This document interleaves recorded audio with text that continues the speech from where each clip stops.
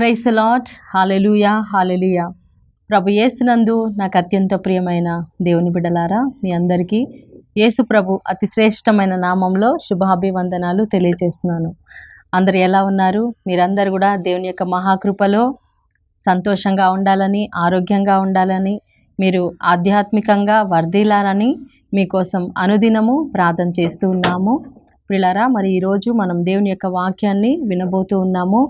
దేవుడు మనల్ని పరిశుద్ధులుగా, పవిత్రులుగా ఉండడానికి ఆయన మనల్ని పిలిచాడు. మనం పరిశుద్ధులుగా ఉండడమే దేవుని యొక్క చిత్తము, దేవుని యొక్క సంకల్పము. కాబట్టి మనం దేవుణ్ణి అడుగుదాం, ప్రభా మరి మేము పరిశుద్ధ జీవితం జీవించడానికి మా శక్తి సరిపోదునైనా, మీ యొక్క ఆత్మశక్తి కావాలి అంటూ మనం ఈ యొక్క పాట ద్వారా దేవుణ్ణి ప్రార్థన చేసుకుందాం. పరిశుద్ధ జీవితం జీవింపా నా శక్తి నాకు సరిపోలేదే. పరిశుద్ధ జీవితం జీవింపా నా శక్తి నాకు సరిపోలేదే. మళ్ళీ మళ్ళీ పడిపోకుండా నీ ఆత్మతో ఆదుకో యేసునాథా. మళ్ళీ మళ్ళీ పడిపోకుండా నీ ఆత్మతో ఆదుకో యేసునాథా. పరిశుద్ధుడా పరిశుద్ధుడా, పరిశుద్ధ రక్తంతో నన్ను కడుగుమా.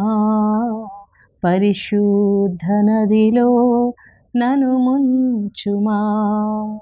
పరిశుద్ధ జీవితం జీవింపా నా శక్తి నాకు సరిపోలేదే, సరిపోలేదే.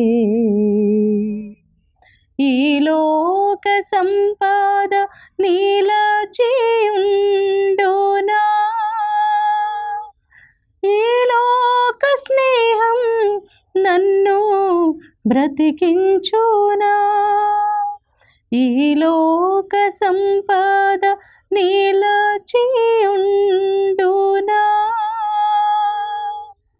ఈ లోక స్నేహం నన్ను బ్రతికించునా. ఈ లోకము దాని వ్యామోహము, ఈ లోకము దాని వ్యామోహము గతించిపోవును ఒక రోజున, గతించిపోవును ఒక రోజున.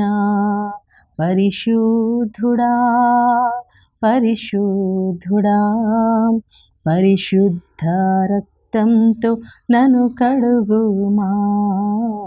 పరిశుద్ధ నదిలో నన్ను ముంచుమా. పరిశుద్ధ జీవితం జీవింపా నా శక్తి నాకు సరిపోలేదే, సరిపోలేదే. అవును తండ్రి, మా జీవితంలోనైనా మేము పరిశుద్ధంగా ఉండాలని ఎంత ప్రయత్నించినా ప్రభా, పరిశుద్ధ జీవితం జీవించలేకపోతున్నాం. ఈరోజు తండ్రి మరి మమ్మల్ని మీ రక్తముతో కడిగినైనా పరిశుద్ధ జీవితాన్ని జీవించడానికి మాకు కావలసినటువంటి మీ ఆత్మ బలాన్ని, శక్తిని మాకు అనుగ్రహించమని ఈరోజు నీ బిడ్డలందరితోనైనా మాట్లాడమని నజరేయుడైన యేసు నామములో ప్రార్థించి వేడుకుంటున్నాం తండ్రి. Amen, amen, amen. Praise the Lord, praise the Lord. Hallelujah, hallelujah. ప్రియులారా, మనం మొదటి తెస్సలోనిక పత్రిక చూసినట్లయితే 4వ అధ్యాయము మరి 3 నుంచి 7 వచనాల వరకు మనం ధ్యానిస్తే అక్కడ దేవుడు చెప్తా ఉన్నాడు, మరి దేవుడు మనల్ని పరిశుద్ధులుగా ఉండడానికే ఆయన మనల్ని ఎన్నుకున్నాడంట. పవిత్రులుగా, పరిశుద్ధులుగా ఉండడానికి దేవుడు సంకల్పించాడంట. అంటే దేవుని యొక్క సంకల్పము, దేవుని యొక్క చిత్తము ఏంటంటే మనము పరిశుద్ధంగా ఉండాలి. ఎందుకు అంటే ప్రియులారా, మన దేవుడు ఎవరు? మనం దేవుణ్ణి స్తుతిస్తూ ఉంటాం, పరిశుద్ధులు పరిశుద్ధులు పరిశుద్ధులు అని. అవునా? యెషయా గ్రంథంలో 6వ అధ్యాయంలో దేవదూతలు దేవుని ఏమని స్తుతిస్తున్నారు? ఆయనని పరిశుద్ధుడు అని స్తుతిస్తున్నారు. మన దేవునిలో ఉన్నటువంటి ఒక లక్షణం ఏంటంటే ప్రియులారా, పరిశుద్ధత. అది ఈ లోకంలో ఏ మనుషుల్లో లేదు. మరి ఇంకా ఎవ్వరు ఎంత గొప్పవాళ్ళైనా సరే వాళ్ళలో పరిశుద్ధత లేదు. కేవలం యేసు ప్రభువులోనే, మన దేవునిలోనే, తండ్రి కుమార పరిశుద్ధాత్మలోనే పరిశుద్ధత ఉంది. ఆయన మాత్రమే పరిశుద్ధుడు. కాబట్టి దేవదూతలందరూ కూడా ఆ దేవుని పరిశుద్ధుడు అని స్తుతిస్తూ ఉన్నారు. మనం ఆరాధించే దేవుడు పరిశుద్ధుడు. ఆయన ఆలోచనలో కానీ, ఆయన ఊహలో కానీ, ఆయన యొక్క స్వభావములో కానీ సకలము పరిశుద్ధత. సో దేవునిలో ఉన్నటువంటి ఈ యొక్క లక్షణం, ఈ యొక్క గొప్ప లక్షణము మరి దేవదూతలందరూ కూడా ఆయన సన్నిధిలో ఉన్నప్పుడు ఆ పరిశుద్ధతను వాళ్ళు అనుభవిస్తూ ఆ దేవుణ్ణి ప్రతి క్షణము కూడా దివారాత్రులు పరిశుద్ధుడు అని స్తుతిస్తున్నారు. ప్రేమామయుడు అని స్తుతించట్లే, కరుణామయుడు అని స్తుతించట్లేదు. మరి అంటే ఈ లక్షణాలు ఆయనలో ఉన్నాయి. ఆయనలో దీర్ఘశాంతం ఉంది, ఆయనలో వాత్సల్యం ఉంది, ఆయన సర్వశక్తిమంతుడు, ఎల్షడాయ్, ఆయన సర్వశక్తిమంతుడు, సమకూర్చే దేవుడు, ఇవన్నీ లక్షణాలు ఉన్నాయి. కానీ వీటన్నిటికంటే కూడా ఉన్నతమైనది పరిశుద్ధత. కాబట్టి ఆయన పరిశుద్ధుడు కాబట్టి మనము కూడా పరిశుద్ధంగా ఉండాలి అని ప్రభు కోరుకుంటున్నాడు. మత్తయి సువార్తలో 5వ అధ్యాయంలో మనం చూస్తున్నాం పిల్లరా. ధన్యతల్లో మరి ఒక ధన్యత ఏంటండి? హృదయ శుద్ధి గలవారు ధన్యులు, వారు దేవుని చూచెదరు. దేవుని చూడాలంటే, మనం దేవుని సన్నిధికి వెళ్ళాలంటే, పరలోకం చేరాలంటే ఈ లోకంలో మనకు ఉండాల్సినటువంటి ఒక లక్షణం, ఒక క్వాలిటీ ఏంటంటే పరిశుద్ధత. యేసు ప్రభు ఎందుకు ఈ లోకానికి రావాల్సి వచ్చింది? ఎందుకు ఆయన తన రక్తాన్ని చిందించాల్సి వచ్చింది? ఎందుకు అంటే మనలో పరిశుద్ధత లేదు.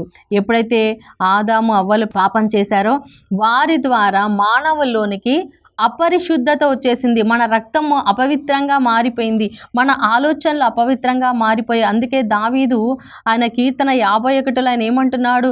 నేను నా తల్లి గర్భములో ఉన్నప్పుడే నేను పాపములో పుట్టాను, పాపంలోనే నా తల్లి నన్ను గర్భం ధరించింది, నేను పాపంలోనే జన్మించాను, నేను చిన్నప్పటి నుంచి పాపము నాలో మరి ఎన్నో, నా ఆలోచన పాపమే, నా స్వభావము పాపమే, నేను పాపములో పుట్టి పెరుగుతూ ఉన్నాను అనేసి దావీదు చెప్తా ఉన్నాడు. ప్రియులారా, మరి మన జీవితంలో మన పాపము మన రక్తములోనే ఉంది, మన వేరులోనే, మన ఆది తల్లిదండ్రుల నుంచే మనకి ఆ పాపం అనేది వచ్చింది. పాపం అనగా అపవిత్రత. ఈ యొక్క అపవిత్రత, అపరిశుద్ధత మన శరీరంలో ఉంది. ఈ యొక్క అపవిత్రతను పోగొట్టడానికి యేసు ప్రభు తన యొక్క పరిశుద్ధ రక్తాన్ని చిందించాడు. ఆయన చిందిన రక్తము ద్వారా మనకి పరిశుద్ధత కలుగుతుంది ప్రియులారా.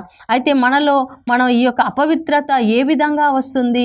మన శరీరం చాలా ఇంపార్టెంట్ ప్రియులారా. మనకు 3 ఉన్నాయి. శరీరం, బయటికి కనిపించేది శరీరము. మరి ఈ శరీరానికి ఉన్నది ఏంటంటే ప్రాణము. ప్రాణం లేకపోతే, ప్రాణం పోయిందనుకోండి, మన శరీరం ఉట్టి శవంగా మారిపోతుంది. మరి ఈ శరీరం లోపల దేవుడు ఏం పెట్టాడు? ఆత్మని పెట్టాడు. ప్రతి ఒక్కరికి వాళ్ళ ఆత్మని పెట్టాడు. ఇప్పుడు నేనున్నా అంటే నా ఆత్మ, సో నా యొక్క ప్రాణము, నా యొక్క శరీరము. సో కనిపించేది బయటికి ఒక్కటే శరీరం కనిపిస్తుంది, కానీ లోపల ఏముంది? ఆత్మ ఉంది. ఆత్మ, తర్వాత ప్రాణము, తర్వాత ఈ యొక్క దేహము, ఈ 3 ఉన్నాయి. సో ఈ 3 కూడా పరిశుద్ధంగా ఉండాలి. ఈ 3ంటిని దేవుడు పరిశుద్ధపరచడానికే మొదటి తెస్సలోనిక రాసిన పత్రిక 5వ అధ్యాయంలో 23, 24 వచనాలు మనం చూసినట్లయితే, ఆయన మన ప్రాణాత్మ దేహములను ఆయన సంపూర్ణముగా పరిశుద్ధమునర్చునుగాక, మనల్ని నిర్దోషముగా పరిశుద్ధముగా ఆయన దేవుని సన్నిధిలో మనల్ని నిర్దోషముగా పరిశుద్ధంగా నిలబెట్టడానికి మన ప్రాణాన్ని, మన ఆత్మని, మన శరీరాన్ని, 3టిని కూడా. అయితే మన ఆత్మలోకి పాపం ఎలా వచ్చింది అంటే ఆదాము అవ్వల ద్వారా వచ్చింది మన ఆత్మలోనికి పాపం. సో ఆ పాపము ద్వారా మనకి ప్రాణము, రక్తములో ప్రాణం ఉంటుంది, మన రక్తంలోనికి ఆ పాపం కలిసిపోయింది. ఇప్పుడు ఆ పాపము కలిసిపోవడం వలన మన శరీరము కూడా అపవిత్రం అయిపోయింది. మన కళ్ళు, మనం చూసే కళ్ళు చాలా, మన కళ్ళతో మరి ఎలాంటి దృశ్యాలు మనం చూస్తున్నాం. యేసు ప్రభు చెప్పారు ఆయన కొండ మీద ప్రసంగంలో, నీ కన్ను నీకు అభ్యంతరకరంగా ఉంటే, అంటే దేనికి అభ్యంతరకరంగా? పరిశుద్ధ జీవితం జీవించడానికి నీ కన్ను ఒకవేళ నీకు అభ్యంతర కారణముగా ఉంటే ఆ కన్నుని తీసివేయమన్నాడు. ఒకవేళ నీ చేతులు అభ్యంతర కారణంగా ఉంటే చేతులతో ఏమైనా చెడు కార్యాలు, దొంగతనాలు కానీ, హత్యలు కానీ, ఈ చేతులతో మరి ఇంకా అనేకమైన చెడు కార్యాలు ఏవైనా నీ చేతులతో చేస్తున్నావా? నీ చేతుల అభ్యంతర కారణంగా ఉంటే నీ ఒక చేయి లేకుండా ఉండడమే మంచిది అని యేసయ్య చెప్తున్నాడు. ఒకవేళ నీ కాలు నీకు పాపంలోనికి నీ కాళ్ళు నడిపిస్తున్నాయంటే నీవు కాళ్ళు లేకుండా ఉంటేనే మంచిది అని ప్రభు చెప్తున్నాడు. మరి 1 కొరింథీ రాసిన పత్రికలో ప్రియులారా 3వ అధ్యాయము 16వ వచనంలో మనం చూసినట్లయితే అక్కడ మరి అపోస్తులుడైన పౌలు గారు చెప్తున్నారు, మన దేహము, మన శరీరము పరిశుద్ధాత్మకు ఆలయమై ఉన్నది. హల్లెలూయా. మన దేహము దేనికి ఆలయం అండి? పరిశుద్ధాత్మకు ఆలయం. ఇప్పుడు పరిశుద్ధాత్ముడు మనలో నివసిస్తున్నాడంటే పరిశుద్ధాత్ముడు ఎక్కడ నివసిస్తున్నాడు? మన దేహంలోనికి, మన ఆత్మలోనికి, మన ప్రాణంలోనికి ఆయన వచ్చేసారు. పరిశుద్ధాత్మ దేవుడు మన శరీరంలోనికి వస్తున్నారు.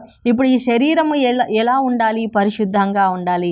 మన శరీరంలో ఉన్న మరి పంచేంద్రియాలు, మన మనస్సు, మన యొక్క మరి శరీరము, మన కళ్ళు, మన వినికిడి, మన చెవులు, మనం మాట్లాడే నోరు, స్పర్శ, మరి మన చేతులు, కాళ్ళు, ఇవన్నీ కూడా ఈ పంచేంద్రియాలని మనం పరిశుద్ధంగా కాపాడుకోవాలి. బైబిల్లో మనం చూసినట్లయితే ఎవరైనా సరే పాపం చేసినప్పుడు దేంతో వాళ్ళు పాపం చేశారండి? వాళ్ళ శరీరంతో పాపం చేశారు, అవునా? ఇప్పుడు ఫస్ట్ నంబర్ 1 అవ్వ ఆదికాండం 3వ అధ్యాయంలో ఆమె ఆ పండు, ఏ పండు అయితే దేవుడు తినొద్దని చెప్పాడో ఆ పండుని ఆమె ఫస్ట్ కళ్ళతోటి చూసింది, అవునా? కళ్ళతో చూసి ఆమెకి ఏమనిపించింది? అది చాలా రమణీయంగా, రుచికరముగా కనిపించింది.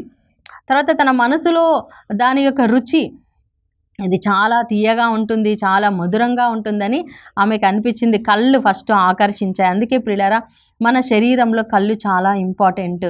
నీ దేహమునకు కన్ను వెలుగు, నీ కన్నే కనుక నీ కంటిని నువ్వు చాలా పరిశుద్ధంగా కాపాడుకోవాలి. నీ కళ్ళతో ఎలాంటి దృశ్యాలు చూస్తున్నావు? ఒక మనిషిని చూసినప్పుడు ఎలా చూస్తున్నావు? ప్రేమగా చూస్తున్నావా? ద్వేషంగా చూస్తున్నావా? కోపంగా చూస్తున్నావా? మోహంగా చూస్తున్నావా? ఒక అమ్మాయిని కానీ ఒక అబ్బాయిని కానీ చూసినప్పుడు పాపపు దృష్టితో నువ్వు చూస్తున్నావా? ఫస్ట్ మొట్టమొదట నీ కళ్ళని నువ్వు పరిశుద్ధంగా కాపాడుకోవాలి. ఈరోజు ఎంతో భయంకరమైనటువంటి పాపాలు జరుగుతున్నాయి. దేని ద్వారా అంటే చూడడం ద్వారా, కళ్ళ ద్వారా. కళ్ళతో ఇప్పుడు మనం ఎక్కువ ఏం చూస్తున్నాము? మొబైల్ చూస్తున్నాము, ఫోన్ చూస్తూ ఉన్నాం. ఫోన్లో అనవసరమైనటువంటి ఎన్నో అశ్లీల దృశ్యాలు కావచ్చు, అర్ధనగ్న దృశ్యాలు కావచ్చు, మరి కామమును, మోహమును కలిగించేటువంటి సినిమాలు కావచ్చు, సీరియల్స్ కావచ్చు, ఆ యొక్క రీల్స్ కావచ్చు, ఏదైనా సరే అవన్నీ మీరు చూస్తూ ఉన్నప్పుడు ఏమవుతుంది? మన కళ్ళ ద్వారా ఆ యొక్క అపవిత్రత అనేది మన శరీరంలోనికి వెళ్ళిపోతుంది, మన ప్రాణంలోనికి వెళ్ళిపోతుంది, మన ఆత్మలోనికి వెళ్ళిపోతుంది. హల్లెలూయా.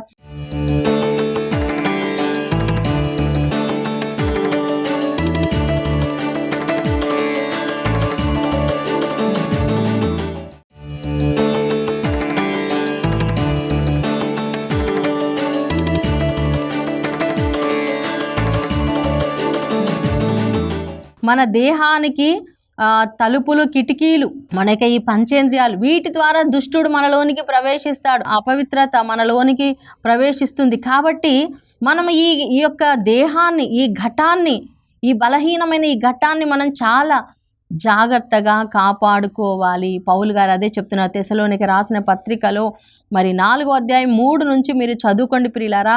మీ యొక్క దేహాన్ని మీరు కాపాడుకోనండి. పరిశుద్ధంగా ఉండేటట్లుగా మీ దేహాన్ని మీరు సంరక్షించుకునే బాధ్యత మీది. కళ్ళతో నువ్వేం చూస్తున్నావు? ఏదన్నా చూస్తున్నప్పుడు వెంటనే నీ కళ్ళు తిప్పేసుకోవాలి. నో, ఇది నేను చూడకూడదు, ఇలాంటివి నేను చూడకూడదు. హల్లెలూయా. మరి వినే చెవితో మనం వింటూ ఉంటాం. ఏం వింటూ ఉన్నాం? ఫోన్లో కానీ, ఇతరులతో మాట్లాడినప్పుడు సంభాషణలు కానీ, ఎలాంటివి మనం వింటున్నాం? అపవిత్రమైన వాటిని వింటున్నామా? మరి ద్వేషాన్ని కలిగించే విషయాలు వింటున్నామా? కోపాన్ని కలిగించే విషయాన్ని వింటున్నామా? జారత్వము చేయొద్దు అని ప్రభు చెప్తున్నాడు అక్కడ. ఈరోజు ఎంతోమంది ఈ యొక్క అపవిత్రతలో పడిపోతున్నారు పిల్లరా. వివాహం అయిన తర్వాత నీ భార్య ఉండగా, నీ భర్త ఉండగా నువ్వు ఇంకొక స్త్రీతో, ఇంకొక పురుషునితో నువ్వు పాపంలో పడిపోతే అది జారత్వము. అలాంటి అపవిత్రత కార్యాలు నీ జీవితంలో నువ్వు చేయకూడదు. నీ సహోదరునికి నువ్వు మోసం చేయొద్దు అని దేవుడు ఇక్కడ స్పష్టంగా చెప్తా ఉన్నాడు. హల్లెలూయా. మనం బైబిల్లో చూసినట్లయితే దావీదు చూడండి, ఎంతో ప్రార్థనాపరుడు, ఎంతో దేవుని యందు ప్రేమ కలిగిన వ్యక్తి, దేవుణ్ణి ప్రేమించిన వ్యక్తి, అభిషేకం పొందుకున్న వ్యక్తి. దేవుడు అతన్ని మంచి గొప్ప రాజుగా చేశాడు. అన్నీ ఇచ్చిన తర్వాత ఆయన ఏం చేశాడు, మరి 2వ సమూయేలు గ్రంథంలో మనం చూస్తే 11వ అధ్యాయంలో మరి దావీదు మరి ఆయన డాబా మీదకి వెళ్ళి ఆయన కళ్ళతో ఒక స్త్రీని చూస్తూ ఉన్నాడు. చూడండి, ఫస్ట్ టైం చూసినప్పుడు అరే ఇది నేను తప్పు చేస్తున్నాను, నీ మనస్సాక్షి నిన్ను గద్దిస్తుంది, నీ లోపల పరిశుద్ధాత్ముడు నిన్ను గద్దిస్తాడు. నో, ఇది నువ్వు ఇది చూడకూడదు, నువ్వు ఇది చేయకూడదు, ఇది నువ్వు ఆలోచించకూడదు. వెంటనే మనం దాని నుంచి మనం తొలగిపోవాలి. హల్లెలూయా, ప్రైజ్ ది లార్డ్. కానీ దావీదు దేవుని ఆలోచన పక్కన పెట్టేశాడు, పరిశుద్ధాత్మ ప్రేరేపణ పక్కన పెట్టేశాడు. మరి అతను ఒకవేళ డ్రింక్ చేసి ఉండొచ్చు. చూడండి, ఎప్పుడైనా గుర్తుపెట్టుకోండి ప్రియులారా, డ్రింక్ చేసినప్పుడు తాగినప్పుడు ఒక్క తాగుడే రాదండి. ఆ తాగుడుతో పాటు తాగిన వాళ్ళు మత్తుగా ఉన్న వాళ్ళలో వాళ్ళ సెన్స్ అనేది పనిచేయదు, వాళ్ళ బ్రెయిన్లో ఒక పార్ట్ అనేది పనిచేయదంట. సో వాళ్ళు అలా పనిచేయనప్పుడు సాతాను శక్తులకి, దురాత్మ శక్తులకి చోటు అవుతుంది. ఎన్నో మనం చూస్తూ ఉన్నాము, టీవీలో కానీ బయట కానీ ఎన్నో రేప్ కేసెస్ చూస్తూ ఉంటాము.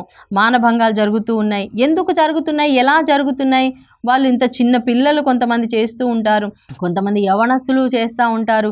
ఎందుకు ఇంత పాపం చేశారు అని అనిపిస్తుంది కదా. ఎందుకంటే వాళ్ళు ఆ టైంలో డ్రగ్స్ తీసుకోవడము, బాగా మత్తు పానీయాలకు లోనై వాళ్ళు ఇంకా వాళ్ళ కంట్రోల్లో ఉండరు. వాళ్ళు సాతాను శక్తి కంట్రోల్లో, ఆ మత్తు పదార్థాల కంట్రోల్లో ఉంటారు.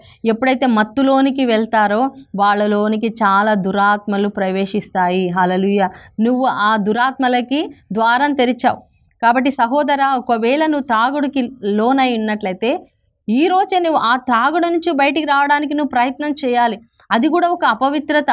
నీ శరీరాన్ని నువ్వు ధ్వంసం చేసుకుంటున్నావు. నీ దేహము దేవుని ఆత్మకు ఆలయము. ఈ దేవుని ఆత్మ నివసిస్తున్న నీ దేవాలయంలో నువ్వు తాగుడుని పంపించడము, సిగరెట్లను పంపించడము, డ్రగ్స్ని పంపించడము, ఇంకా అనేకమైనటువంటి వ్యర్థ పదార్థాలను నీ దేహంలోనికి పంపించినప్పుడు నీ దేహంలో ఉన్న పరిశుద్ధాత్మ నీలో ఎలా నివసిస్తాడు? ఆయన పరిశుద్ధుడు. పరిశుద్ధాత్ముడు నీలో నివసించాలి అంటే నీ దేహాన్ని నువ్వు పరిశుద్ధంగా కాపాడుకోవాలి. హల్లెలూయా, ఇది చాలా సీరియస్గా మనం తీసుకోవాలి ప్రియులారా. ఎందుకంటే పరిశుద్ధత లేకుండా మనము దేవుని సన్నిధికి వెళ్ళలేము, మనం పరలోకానికి వెళ్ళలేము. నువ్వు పరలోకానికి వెళ్ళాలని నువ్వు ఆశపడుతున్నట్లయితే నీ జీవితంలో నువ్వు పరిశుద్ధతను కలిగి ఉండాలి. నువ్వు త్రాగుడు వ్యసనానికి లోనయ్యావా? నీ కళ్ళతో చూడకూడని దృశ్యాలు చూస్తూ ఉన్నావా? త్రాగుడు వ్యసనం వచ్చిన తర్వాత వెంటనే వ్యభిచారం అనే అపవిత్రాత్మ వస్తుంది. త్రాగుడు దురాత్మ, తర్వాత వ్యభిచార దురాత్మ, తర్వాత హత్య. ఇప్పుడు దావీదు తాగి ఉన్నాడు.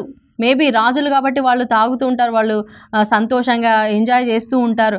సో ఆయన మరి వ్యభిచారం అనే దురాత్మ ఆయనలోకి వచ్చేసింది. పాపం చేశాడు. పాపం చేసిన తర్వాత దాన్ని కప్పు పెట్టుకోవడానికి అబద్ధాలు ఆడాడు, మళ్ళీ హత్య చేశాడు. ఆ యొక్క బెత్షెబా యొక్క భర్తని చంపించేశాడు. చూడండి, ఒక రాజు తన సైన్యాన్ని కాపాడవలసినటువంటి ఒక బాధ్యత కలిగినటువంటి ఒక నాయకుడు, రాజు ఒక అమ్మాయి జీవితాన్ని నాశనం చేశాడు. అంతేకాకుండా తన భర్తని చంపించేశాడు. అన్ని అబద్ధాలు ఆడేసి మొత్తం కప్పిపెట్టేసి ఎవరికి ఏమీ తెలియదులే అనుకున్నాడు. కానీ పరలోకం నుండి దేవుడు చూశాడు. హల్లెలూయా, ప్రైజ్ ది లార్డ్. ప్రియులారా, వెంటనే దేవుడు ప్రవక్తని పంపించాడు. నాతాను ప్రవక్త వచ్చి అతని గుట్టు మరి బయట పెట్టినప్పుడు దావీదు తన పాపమును కప్పుకొనక ఒప్పుకున్నాడు. దావీదులో ఉన్న గొప్పతనమే అదండి ప్రియులారా. తను తప్పు చేసిన విషయాన్ని ఆయన ఒప్పుకొని దేవుని సన్నిధిలో క్షమాపణ అడిగాడు. అప్పుడే ఆయన రాశాడు కీర్తన 51, దేవా నాలో నిర్మల హృదయాన్ని నూతనముగా సృష్టించు, నాలో స్థిరమైన మనస్సును నాలో పుట్టించుమని ప్రార్థన చేశాడు. నన్ను హిస్సోపుతో కడగండి, నా పాపాలను పరిహరించండి, నా పాపాలను మరి పోవునట్లుగా నన్ను హిమము కంటే తెల్లగా నన్ను కడగండి ప్రభువా అని దేవుని సన్నిధిలో గోజాడాడు, మొరపెట్టుకున్నాడు, కన్నీరు కాచాడు, ఉపవాసం ఉన్నాడు, ప్రార్థన చేశాడు. ప్రియులారా, పశ్చాత్తాపం. హల్లెలూయా. ప్రియులారా, మనందరం మనుషులము, మనలో పాప స్వభావం ఉంది. మరి ఆదాము నుంచి వస్తున్నటువంటి ఆ యొక్క పాపము మన రక్తంలో ఉన్నటువంటి డిఎన్ఏ చెడిపోయింది, డిఎన్ఏలో పాపం వచ్చేసింది. కానీ ఇప్పుడు మనకి యేసు రక్తము అవైలబుల్గా ఉంది. యేసు రక్తము మనకు మరి సిద్ధంగా ఉంది మనల్ని కడగడానికి, మనల్ని శుద్ధి చేయడానికి. హల్లెలూయా. సో అందుకోసమే మనం పాప సంకీర్తనంలో మన పాపాలన్నీ ఒప్పుకుంటూ ఉంటాం. ప్రతిసారి దేవుని సన్నిధికి వెళ్ళి మనము మన పాపాలను ఒప్పుకుంటూ ఉంటాము. యేసు ప్రభు తన రక్తముతో మనల్ని కడుగుతారు, కరెక్టే. కానీ దేవుడు మనల్ని క్షమిస్తున్నాడు. క్షమించిన తరువాత మళ్ళీ నువ్వు ఆ పాపంలో పడిపోకుండా ఉండడానికి నీ వంతు కృషి నువ్వు చేయాలి. హల్లెలూయా. దేవుడు క్షమిస్తాడులే, దేవుడు మళ్ళీ మళ్ళీ ఎన్నిసార్లు నేను తప్పు చేసినా వెళ్ళి నేను పాప సంకీర్తనం చేస్తే దేవుడు నన్ను క్షమిస్తాడు అని చెప్పేసి నీవు అలా అవకాశంగా తీసుకొని నువ్వు మళ్ళీ మళ్ళీ ఆ పాపంలో పడిపోతూ ఉన్నావు అనుకోండి, జాగ్రత్త తీసుకోవాలి. ప్రభా ఇదిగో ఈ పాపాన్ని మళ్ళీ చేయకుండా ఒక గట్టి నిర్ణయం తీసుకోవాలి. నీ కళ్ళతో నువ్వు ఏమేం దృశ్యాలు చూస్తున్నావు, ఎవరెవరిని చూస్తున్నావు, నీ నోటితో ఎలాంటి మాటలు మాట్లాడుతున్నావు, నీ చెవులతో ఎలాంటివి వింటున్నావు. ఇలాంటివి నేను వినను, ఇలాంటివి నేను మాట్లాడను, ఇలాంటి దూషణ మాటలు నేను మాట్లాడను, లేకపోతే ఇలాంటి వ్యర్థమైన మాటలు నేను మాట్లాడను, ఇలాంటి పాపముతో కూడిన మాటల్ని మాట్లాడను. ఇలాంటి సంబంధాలు, ఎలాంటి స్నేహాలు ఉన్నాయి, ఎలాంటి వ్యక్తులతో మనం సంబంధం కలిగి ఉన్నాం. ఒకవేళ అది నిన్ను దేవునికి దూరం చేసే సంబంధాలు అయితే ఆ సంబంధాలను వదులుకోవాలి. హల్లెలూయా, ప్రైజ్ ది లార్డ్. మరి అవన్నీ వదులుకోవడానికి నీకు ధైర్యం ఉందా? ఎందుకంటే మన జీవితంలో నాకు లోకము కావాలి, దేవుడు కావాలి. లోక స్నేహము కావాలి, దేవుని స్నేహం కావాలంటే కుదరదండి. నువ్వు తప్పకుండా నువ్వు విడిచిపెట్టాలి, ఆ పాపాన్ని విడిచిపెట్టాలి, ఆ పాప సంబంధాలను విడిచిపెట్టాలి, ఆ పాపాన్లోనికి నిన్ను నడిపించే వాటిని విడిచిపెట్టాలి. బైబిల్లో మనం చూస్తున్నాం ప్రియులారా, సంసోన్ అనే వ్యక్తి ఉన్నాడు. సంసోను న్యాయాధిపతుల గ్రంథంలో 13వ అధ్యాయం నుంచి మనం చూసినట్లయితే సంసోను యొక్క స్టోరీ అక్కడ ఉంటుంది. దేవుడు సంసోను అభిషేకించాడు. దేవుడు సంసోను పట్ల ఒక గొప్ప ప్రణాళిక కలిగి ఉన్నాడు. కానీ ఈ సంసోను ఏం చేశాడండి, వెళ్ళి ఒక ఫిలిస్తీ అమ్మాయిని చూస్తాడు, కళ్ళతో చూస్తాడు. మళ్ళీ ఇంకొక అమ్మాయిని చూస్తాడు, ఇంకొక అమ్మాయిని చూస్తాడు. అక్కడ మనం స్పష్టంగా చూస్తాము, అతను వెళ్ళి కళ్ళతో చూచెను. ఏ కళ్ళైతే తనని పాపంలోనికి నడిపిస్తూ ఉన్నాయో ఆ కళ్ళు లాస్ట్కి ఆయన కళ్ళు పీకివేయబడ్డాయి. అలా చూసారండి, దుష్టుడు నీ కళ్ళతోటే నీకు పాపం చేపిస్తాడు. లాస్ట్కి ఆ నీ కళ్ళే తీసేస్తాడు. నీకు తాగుడు ఇస్తాడు, నీ తాగుడు ద్వారా నీ లివర్ పాడు చేస్తాడు, నీ జీవితాన్ని నాశనం చేస్తాడు. నీకు వ్యభిచారం చేసేలాగా చేస్తాడు. ఆ వ్యభిచారం ద్వారా ఎయిడ్స్ అనే రోగాన్ని నీకు ఇస్తాడు, నీ కుటుంబాన్ని నాశనం చేస్తాడు. ప్రిలారా, సాతానుడు పాపం చేపించి అపవిత్రపరచి నీ జీవితాన్ని, నీ కుటుంబాన్ని నాశనం చేసి చివరిగా నీ ఆత్మను కూడా నరకానికి తీసుకెళ్ళడానికి సిద్ధంగా ఉన్నాడు. సో దేవుడు ఈరోజు మనల్ని పిలుస్తున్నాడు, పిలుపునిస్తున్నాడు. పరిశుద్ధ జీవితము జీవించడానికి దేవుడు నేను పిలుస్తున్నాడు. నా ప్రియమైన సోదరుడా, ఈరోజు ఒక మంచి నిర్ణయం తీసుకో. ప్రభా, నన్ను పాపంలోనికి, పవిత్రతలోనికి నడిపించే ఏది కూడా నేను నా జీవితంలో ఉండనియను ప్రభా. ఏ చెడు అలవాటు కానీ, ఆ మనుషులు కానీ, సంబంధాలు కానీ, పరిస్థితులు కానీ, వస్తువులు కానీ ఏది కూడా నా జీవితంలో ఉండకుండా నేను సమస్తాన్ని నీకు సమర్పిస్తాను. ఈ రోజు నుంచి నేను పరిశుద్ధ జీవితం జీవించడానికి నాకు సహాయం చేయమని మనం దేవుణ్ణి అడుగుదాం. దేవుడి వాక్యం దీవించును గాక. ప్రార్థన చేసుకుందాం. మహాగరుడా, పరిశుద్ధుడా, మా ప్రియ పరలోక తండ్రి, నీ పరిశుద్ధ నామానికి మహిమ కలుగును గాక. ప్రభువా, ఇదిగో తండ్రి, ఈరోజు ఈ వాక్యం విన్న ప్రతి ఒక్క బిడ్డను మీరు తాకండి నైనా, దర్శించండి నైనా.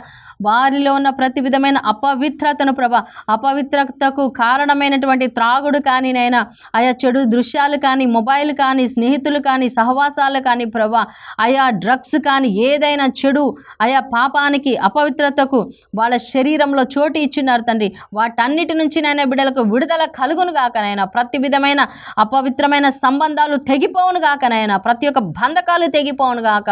హల్లెలూయా, హల్లెలూయా. అయ్యా, మా హృదయాలను పరిశుద్ధపరచండి నైనా, మా దేహాలను పరిశుద్ధపరచండి నైనా, మా ఆత్మను పరిశుద్ధపరచండి నైనా ప్రభా. పరిశుద్ధాత్మతో ప్రతి ఒక్క బిడ్డను కూడా అభిషేకించి నైనా, అయ్యా వారి జీవితాలలో ఉన్న ప్రతి ఒక్క ఆటంకాలు తొలగించండి, అనారోగ్యాన్ని తీసివేయండి నైనా. యేసునామంలో ఎవరైతే వ్యాధిగ్రస్తులు ఉన్నారో వారికి స్వస్థత కలుగునుగాక, విడుదల కలుగునుగాక నైనా. తల నుంచి అరి కాళ్ళ వరకు మీరు తాకండి, నీ రక్తముతోనైనా కడగండి ప్రభా. హల్లెలూయా, హల్లెలూయా, హల్లెలూయా. యేసునామంలో బిడ్డలకు స్వస్థత కలుగును గాక, విడుదల కలుగును గాక. జాబ్ లేని బిడ్డలకు జాబ్ వచ్చును గాకనైనా ప్రభా. యేసు నామంలో ఎవరెవరికైతే ప్రభా వివాహం కావాలో వారికి వివాహాలు జరిగించండి, సంతానం లేని వారికి సంతానం కలిగించండి నైనా.